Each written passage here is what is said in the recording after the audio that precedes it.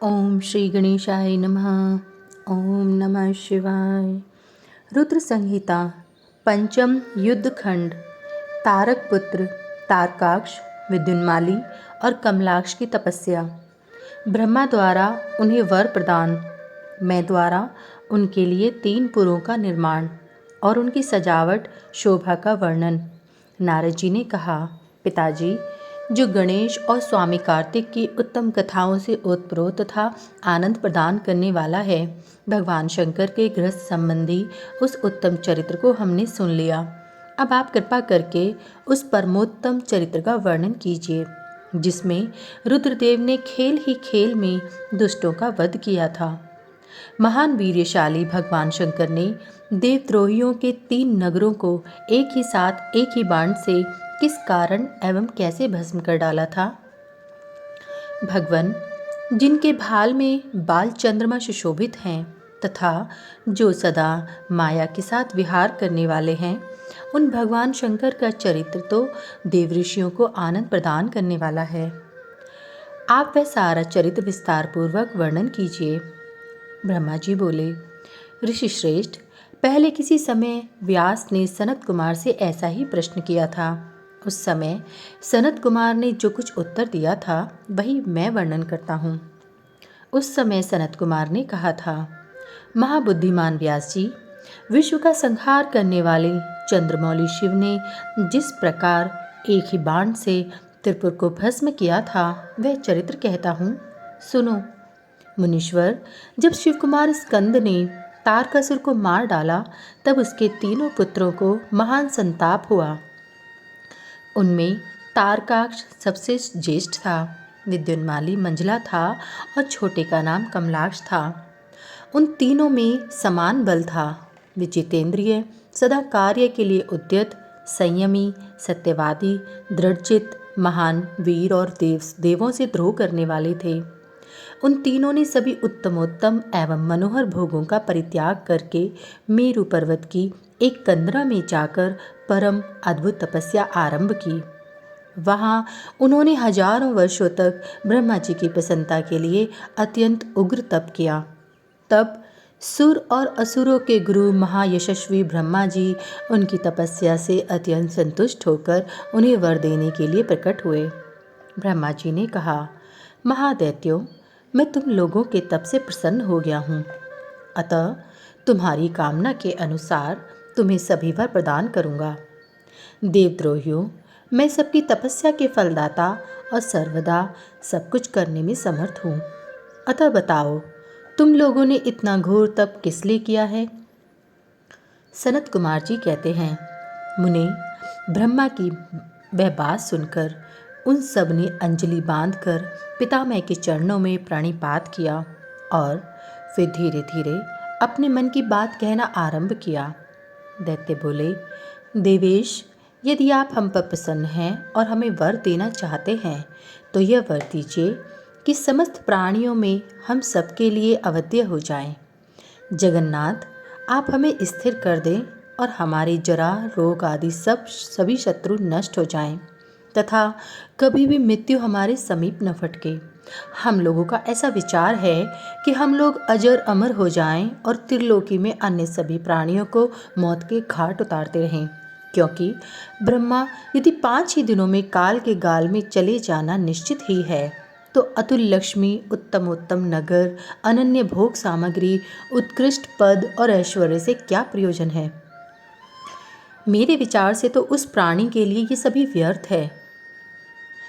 सनत कुमार जी कहते हैं, महर्षि, उन तपस्वी दैत्यों की ये बात सुनकर ब्रह्मा अपने स्वामी गिरिशाई भगवान शंकर का ध्यान करके बोले।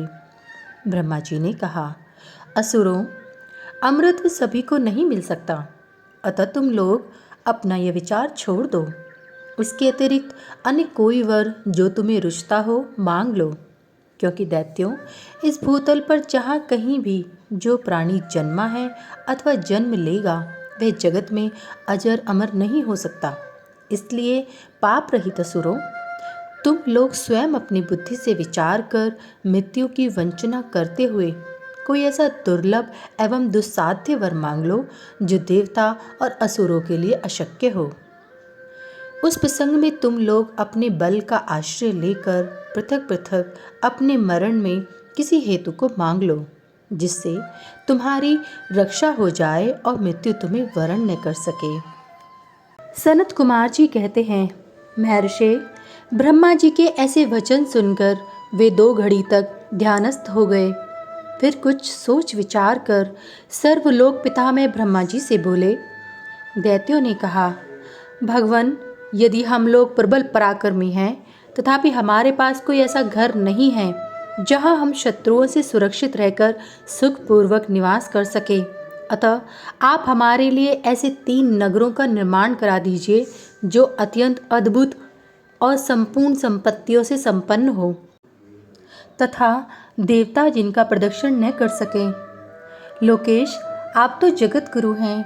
हम लोग आपकी कृपा से ऐसे 3 पुरों में अधिष्ठित होकर इस पृथ्वी पर विचरण करेंगे। इसी बीच तारकाक्ष ने कहा कि विश्वकर्मा मेरे लिए जिस नगर का निर्माण करे वह स्वर्ण में हो और देवता भी उसका भेदन न कर सकें।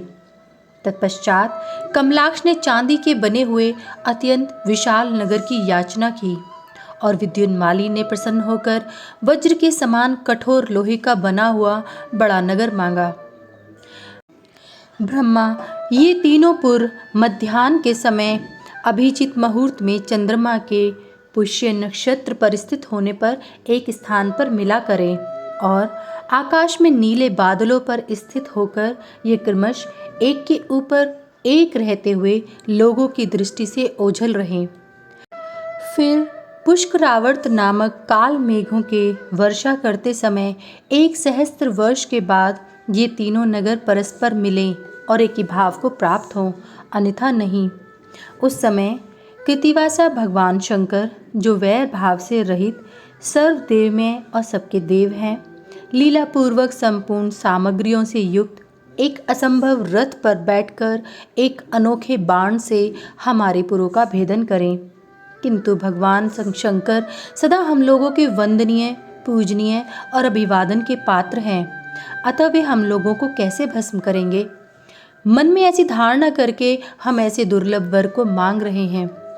सनत कुमार जी कहते हैं, व्यास जी, उन दैत्यों का कथन सुनकर सृष्टिकर्ता लोक पितामह ब्रह्मा ने शिव जी का स्मरण करके उनसे कहा कि अच्छा, ऐसा ही होगा।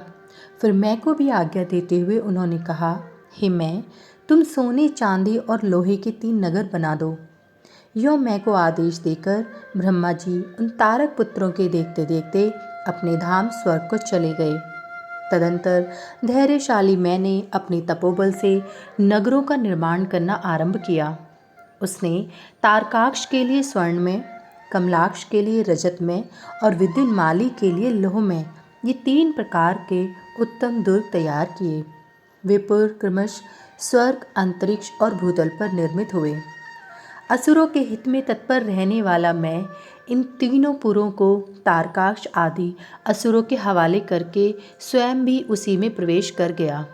इस प्रकार उन 3 पुरों को पाकर महान बल पराक्रम से संपन्न वे तारकासुर के लड़के उनमें प्रविष्ट हुए और समस्त भोगों का भोग करने लगे। वे नगर कल्प वृक्षों से व्याप्त तथा हाथी घोड़ों से संपन्न थे। उनमें मणि निर्मित जालियों से आच्छादित बहुतेरे महल बने हुए थे।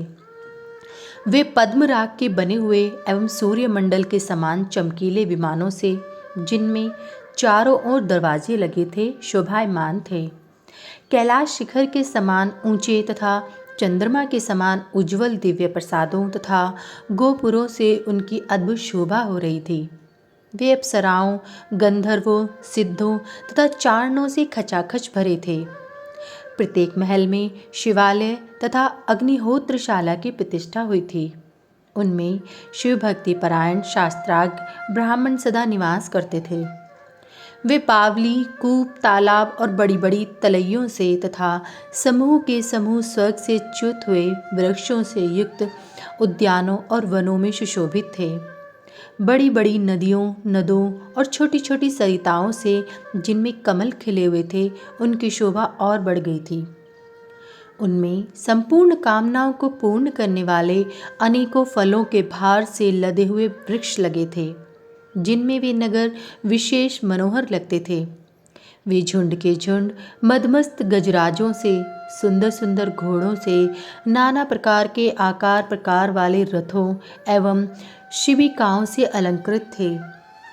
उनमें समयानुसार पृथक पृथक क्रीड़ा स्थल बने थे और वेदाध्ययन की पाठशालाएं भी भिन्न भिन्न निर्मित हुई थीं। वे पापी पुरुषों के लिए मन वाणी से भी अगोचर थे।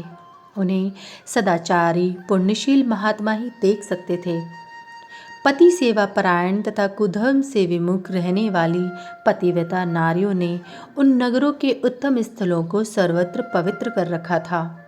उनमें महाभाग शूरवीर दैत्य और श्रुति स्मृति के अर्थ के तत्वज्ञ एवं सर्वधर्म परायण ब्राह्मण अपने स्त्रियों तथा पुत्रों के साथ निवास करते थे।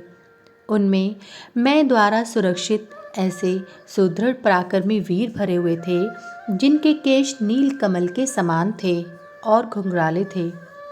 वे सभी सुशिक्षित थे जिससे उनमें सदा युद्ध की लालसा भरी रहती थी। वे बड़े बड़े समरों से प्रेम करने वाले थे और ब्रह्मा और शिव का पूजन करने से उनके पराक्रम विशुद्ध थे। वे सूर्य, मरुदगण और महेंद्र के समान बली थे और देवताओं के मथन करने वाले थे। वेदों, शास्त्रों और पुराणों में जिन जिन धर्मों का वर्णन किया गया है वे सभी धर्म और शिव के प्रेमी देवता वह चारों ओर व्याप्त थे। उन नगरों में प्रवेश करके वे दैत्य सदा शिव भक्ति निरत होकर सारी त्रिलोकी को बाधित करके विशाल राज्य का उपभोग करने लगे। मुने, इस प्रकार वहाँ निवास करने वाले उन पुण्यात्माओं के सुख एवं प्रीतिपूर्वक उत्तम राज्य का पालन करते हुए बहुत लंबा काल व्यतीत हो गया। अध्याय 1 समाप्त।